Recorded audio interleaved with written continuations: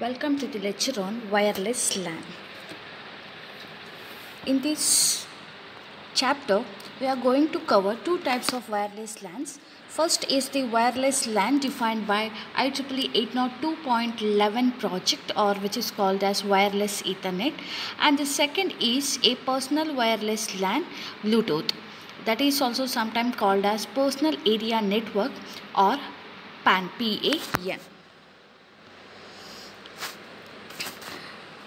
So, wireless communication is one of the fastest growing technology.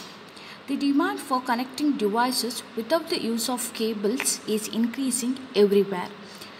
Wireless LANs can be found on college campus, in office buildings, and in many public areas, as we will see in our day-to-day life. First, we will see about the architecture comparison of wired and wireless LAN.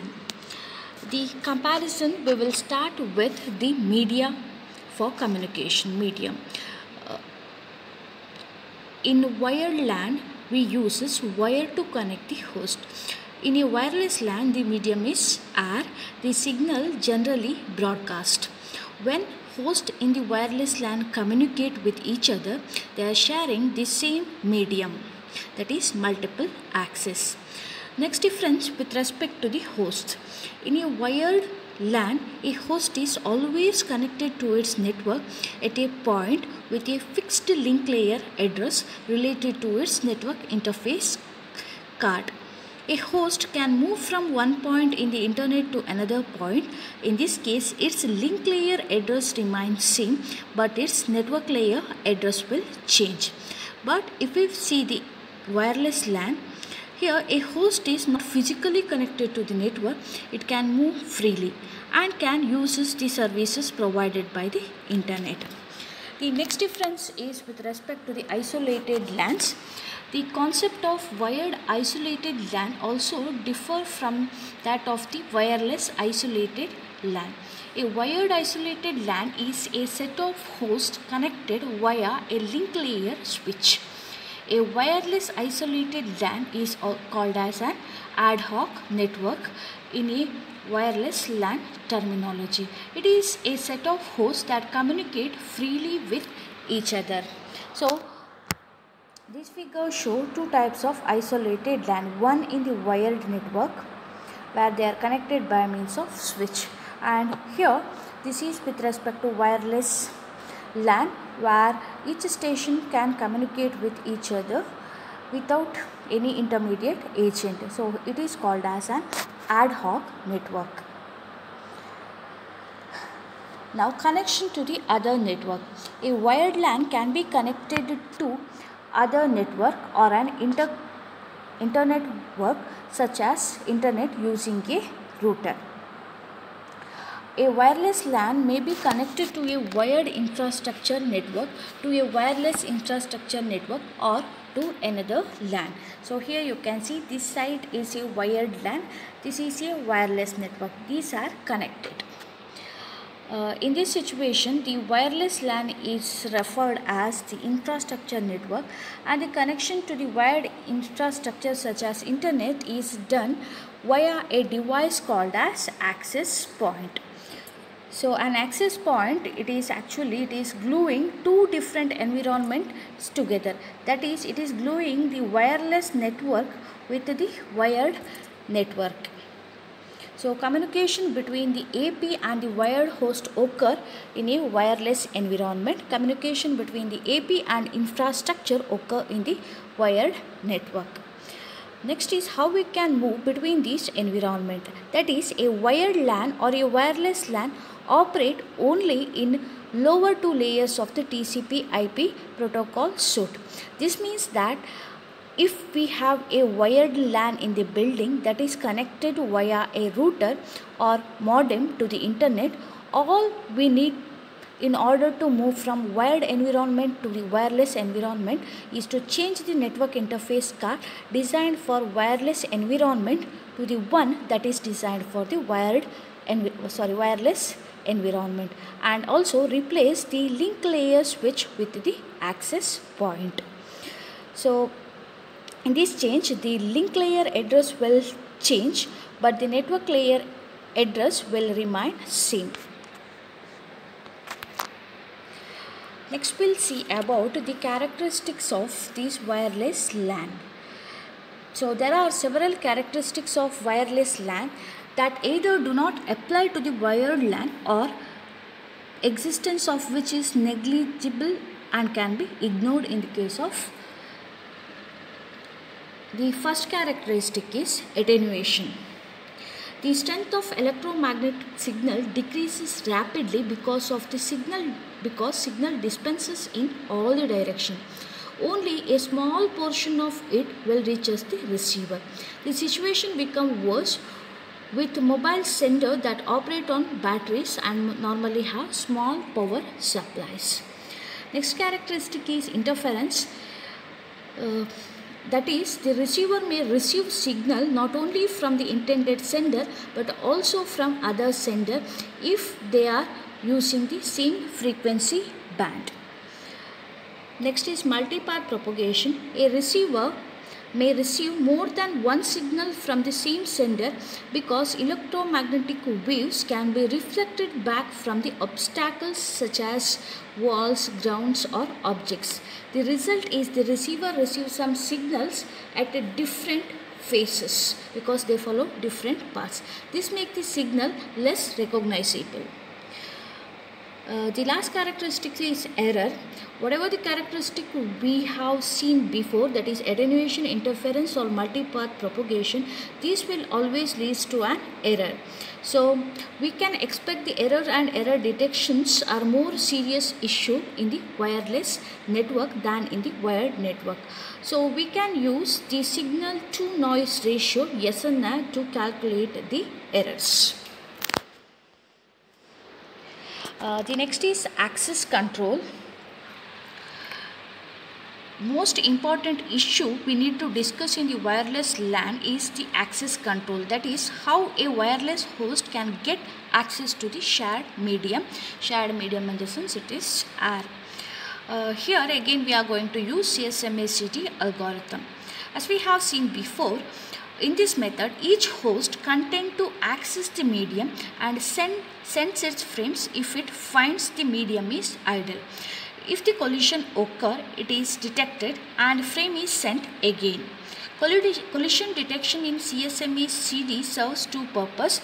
That is, if the collision is detected, it means that frame has not been received and need to be resent. If a collision is not detected, it is a kind of acknowledgement that frame has received. This CSMA-CD algorithm does not work in the wireless LAN because of three reasons. That is, to detect a collision, a host need to send and receive at the same time, which means that hosts need to work in a duplex mode. Wireless hosts do not have enough power to do this because power is supplied using the batteries. So they are only send or receive at a time. The second issue is because of hidden station problem, in which a station may not be aware of another station being transmitted, another station's transmission due to some obstacle or range problem. You just look at this example. This will represent the hidden station problem. Here station B has a transmission range, this one. So you can see that will cover A. So every station that will come in this range can hear any signal that is transmitted from B. So station C will also have a transmission range. So here you can see A will come within that range. So every station that will come within that range can hear the transmission from station C. So the station C is, you can see station C is outside the range of B.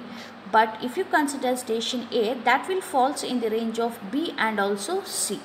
And you can see B is out of the range of C. So here, assume that B has data to send to station A. So B is sending data to A. In the middle of this transmission, C has some data to send to station A. However, C is out of the range of B and transmission from B will not reach C. Therefore, C thinks that medium is free and station C send data to A, which will result in the collision at A because this station is receiving data from B and C. In this case, we can say that station B and C are hidden from each other. You can see this is represent hidden thing. So B and C are hidden from each other. A hidden station can reduce the capacity of the network because of possibility of collision. The third reason is the distance between stations can be great. So signal fading could prevent a station at one end from hearing collision at the other end. The next one is IEEE 802.11 project. So IEEE has defined the specification for wireless LAN, which is called as 802.11, which covers the physical LAN data link layer. It is sometimes also called as wireless Ethernet. The architecture, so here two kind of services are provided. One is in terms of basic service set, the other one is in terms of extended service set. First we'll see what do you mean by basic service set. IEEE 802.11 define the basic service set BSS as the building block of wireless LAN. A basic service set is made up of stationary or mobile wireless stations and an optional control station, which is known as access point. So figure will show ad hoc BSS and infrastructure BSS. So a BSS without an AP is a standalone network and could not send data to other BSS, which is called as an ad hoc BSS architecture. In this architecture, station can form a network without the need of AP. They can locate each other and agree to be part of the, if they are agreed to be the part of the BSS. So a BSS with a AP is sometimes called as infrastructure BSS. The next one is extended service set. An extended service set is made up of two or more BSS with AP. So in this example, you can see that there are three BSS. In each BSS, you can see the access point. So here in this case, the BSS are connected through the distributed system, which is a wired or a wireless network. Here it is a wired network. So the distribution system contain the AP, connect the APs in the BSS. The extended service set uses two type of stations. It can use mobile stations or stationary. The mobile station are normal stations inside BSS. The stationary stations are AP stations that are part of wireless LAN. So when BSS are connected, stations within reach of one another can communicate without the use of APs. These systems can communicate with each other without the use of any AP. However, if the communication is between BSS and the outside BSS, that will occur through AP. The station type. IEEE 802.11 define three types of stations based upon their mobility in the wireless LAN, that is no transition mobility, BSS transition and ESS transition mobility. A station with no transition mobility is either stationary or moving only inside the BSS.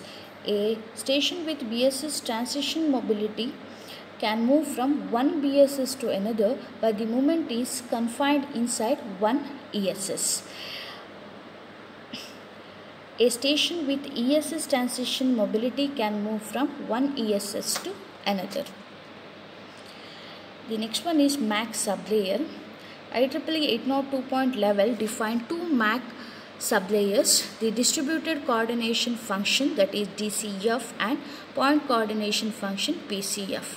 This figure will show the relationship between two MAC sublayers, that is between point coordination function and distributed coordination functions, and the LLC layer and the physical layer.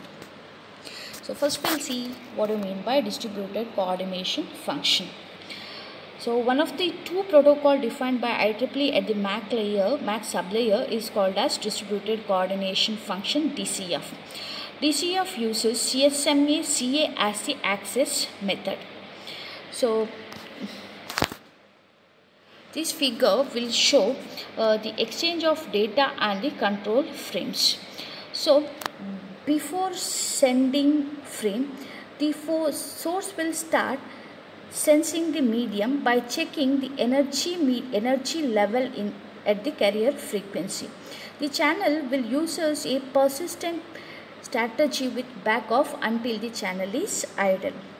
After the station find channel to be idle, station wait for a period of time that is called as DIFS, distributed infra frame space, and then the station send the control frame called RTS, requested to send. After receiving the RTS and waiting for a period of time called as short interframe space SIFS, the destination station send a control frame called as CTS clear to send to the source station.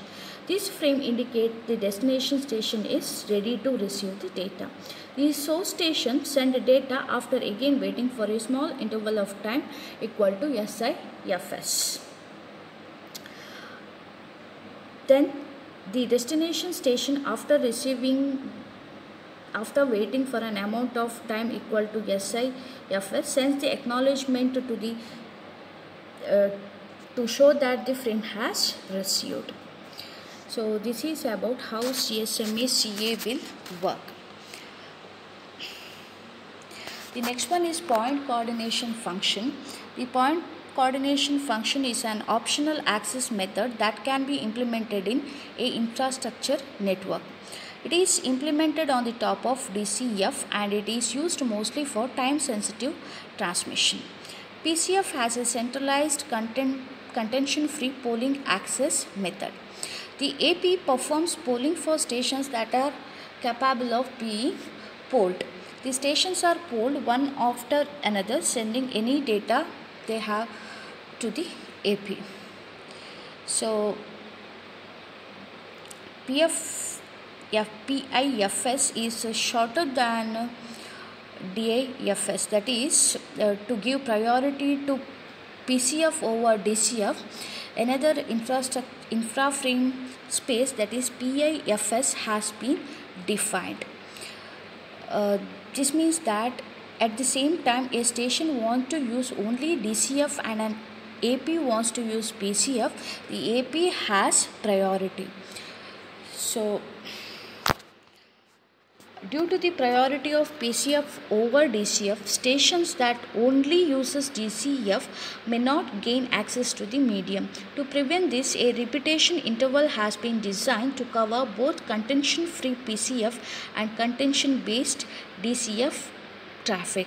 A repetition interval, which is repeated continuously, will always start with a special control frame called as beacon frame.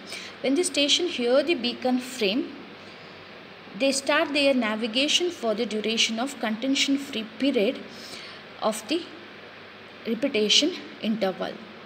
So during the repetition interval, the PC, the point control, can send the poll frame, receive data, send acknowledgement or receive acknowledgement, or do any combination of these. At the end of contention free period, the PC send CF end, that is contention free end frame, to allow the contention based system to use the medium. The MAC layer frame contain 9 fields. So this is the frame structure of MAC layer. The first field is called as frame control FC. This field is 2 byte long and define the type of frames. So here there are different control information or subfields of this FC, which is indicated by this. It contains version, type, subtype, to DS, from DS, more fragment, on all these fields will be included in this frame control. Next is the D. This field defines the duration of the transmission that is used to set the value of nav. The one control frame, it defines the ID of the frame. Next is address. There are 4 different address fields. Each is of 6 byte long. The meaning of each field depends upon the value of to DS and from DS subfield of FC. The next one is sequence control. This field, often called as SC field, defines 16-bit value. The first 4 bits define the fragment number. The last 12 bit define the sequence number, which is same for all the fragments. Then comes the fragment body. This field, which can be between 0 to 2312 bytes, 2312 bytes, contain information based on the type and the subfield defined in the EC field. Next is FCS. The FCS field is 4 byte long and contains ERC32 error detection sequence.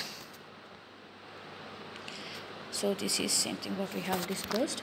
Frame types. A wireless LAN defined by IEEE 802.11 has 3 categories of frames, that is management frames, control frames and data frames. Management frames are used for initial communication between the station and access point. Next is the control frames.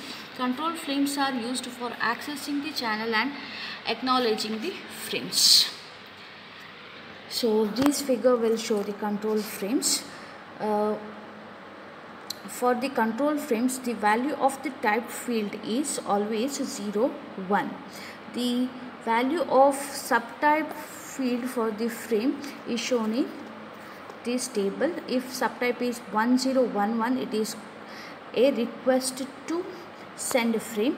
If it is 1100, it is cleared to send, and if it is 1101, it is the acknowledgement frame. And the last is data frame. Data frames are used to carry data and control information. The addressing mechanism. The IEEE 802.11 addressing mechanism specifies 4 cases defined by the value of 2 flags in the FC field, that is to DS and from DS. So each flag, either it will be 0 or 1, resulting in 4 different combinations. Here again you can see address 1, address 2 and address 3. Address 1 is always the address of the next device the frame will visit. Address 2 is always the address of the previous device that the frame has left. Address 3 is the address of the final destination station if it is not defined by 1, or the original source station if it is not defined by address 2. And address 4 is the original source when the distribution system is also wireless. So with respect to that, we will see 4 cases. In the first case, 2DS, look over here, this we are using as case 1, case 2, case 3, case 4. In the first case, 2DS is 0, from DS is 0. This means that frame is not going to the distribution system, that is DS is 0, distribution system is 0. It is not going to distribution station, and it is not coming from the distribution system since from DS is 0. So the frame is going from one station to another. As we have seen, all the access points are connected to the distribution system. Since it is not coming or going out from a distribution center, that means that the communication is internally between the stations. So here you can see from address to address and all. The next one is case 2. Case 2, 2DS is 0, from DS is 1. That means that frame is coming from a distribution system This means that frame is coming from an AP and going to an station. So you can see distribution system will come above. So next AP will come. So it is coming from an AP to a station. Next case is 2 DS is 1. It is to a distribution center. From DS is 0. So it is from a station into a distributed system. So it is moving from a station into an AP. The last case is from DS and 2 DS both are 1. Means the frame is moving from one AP into another. Here in this case, in which the distribution system is also wireless, the frame is actually going from one AP to the another AP in the wireless distribution system. Next we have discussed about how to solve hidden station problem. A similar problem is also called as exposed station problem. In this problem, a station will refrains from using the channel when it is available or it is idle. So this figure will show that station A is transmitting data to the station A is transmitting data to the station B. Station C has some data to station D, which can be sent without any interference with the transmission from A to B. Look over here, A to B it is busy and D is out of range of this. So this channel is idle. However, the station C is exposed to the transmission from A. That is, A is actually sending to B. Since C comes within the range of A, C will get the signals from A. It hears what A is sending. Thus, it will be refrained from sending. In this case, C is too conservative and wastes the capacity of the channel. That is, whenever C senses the channel, it will find the signals from A. But actually, the media between C and D is idle. But when C senses, it can hear the signals from A. So, it will find that channel is busy. So, it will refrain from sending. That is, say station C hears the RTS from A and refrain from sending, even though the communication between C and D cannot cause a collision in the zone between A and C.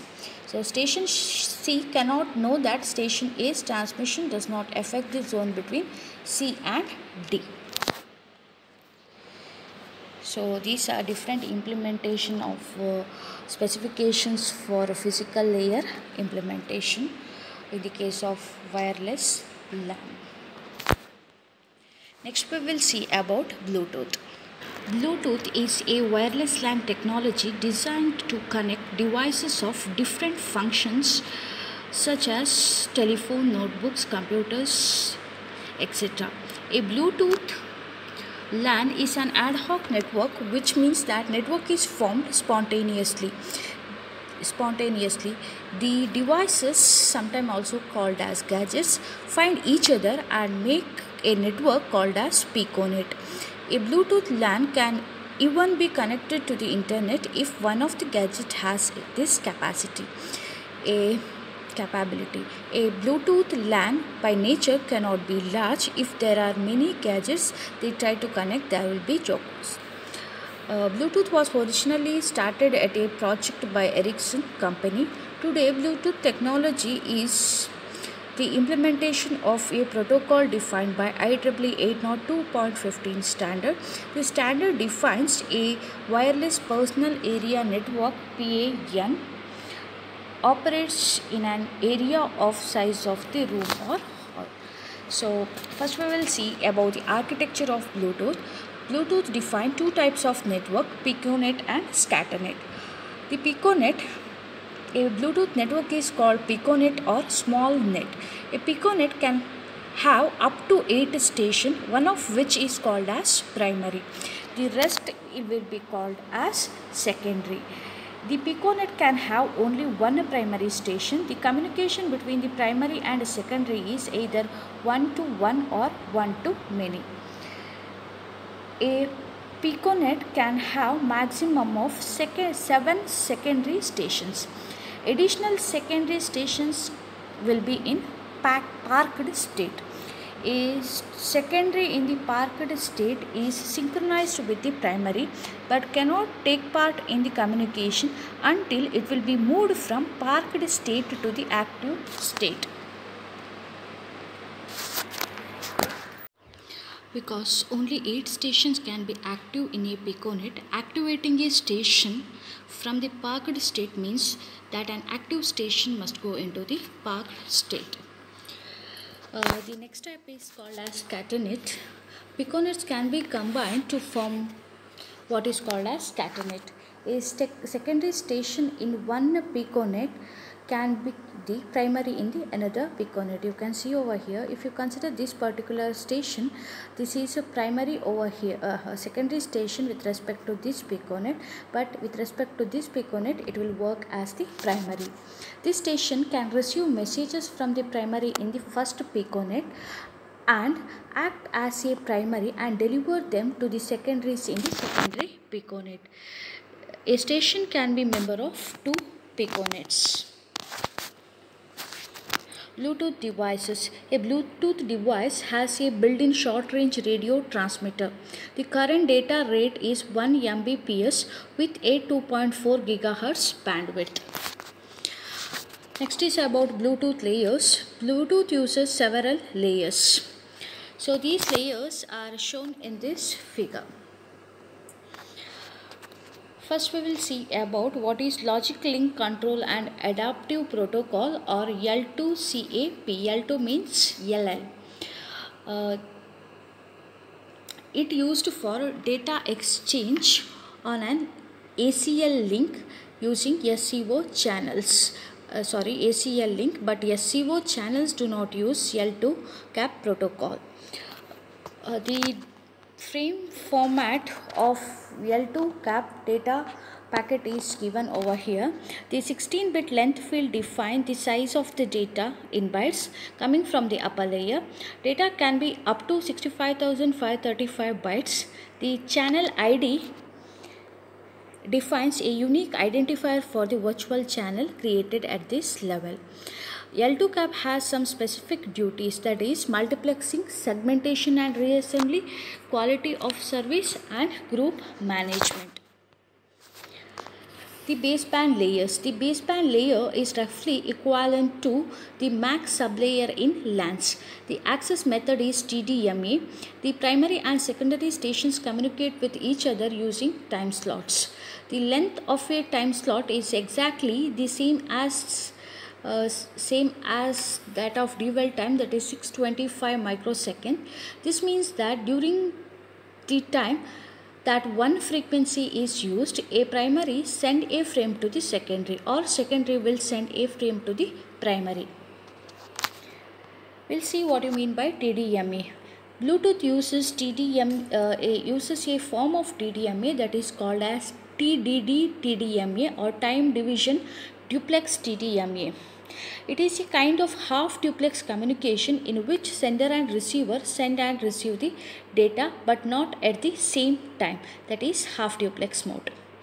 So first we will see about what I mean by single secondary communication. If the piconet has only one secondary, the TDMA operation is very simple. The time is divided into slots of 625 microsecond. The primary uses even number slots. Uses even number slots, that is 0, 2, 4. The secondary will uses odd number slots, that is 1, 3, 5, etc.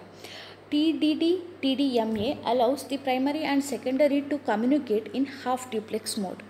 In slot 0, the primary will sense and secondary will receive the data. And in slot 1, the secondary will send the data. The next is multiple secondary communication. The process is little more involved if there are more than one secondaries in the piconet. Again, the primary uses the even numbered slot, but the secondary send it in the odd number slots if the packet in the previous slot was addressed to it. All secondary stations listens on even number slot, but only one secondary will send in any odd number slot. For example, you just consider this one. In slot 0, the primary will send frame to secondary 1, this one. In slot 1, only secondary 1 can send frame to the primary because the previous frame was addressed to secondary 1. So other secondaries are silent. In slot 2, primary will send frame to secondary 2. So in slot 3, only secondary 2 will send frame to primary station because the previous frame was addressed to secondary 2.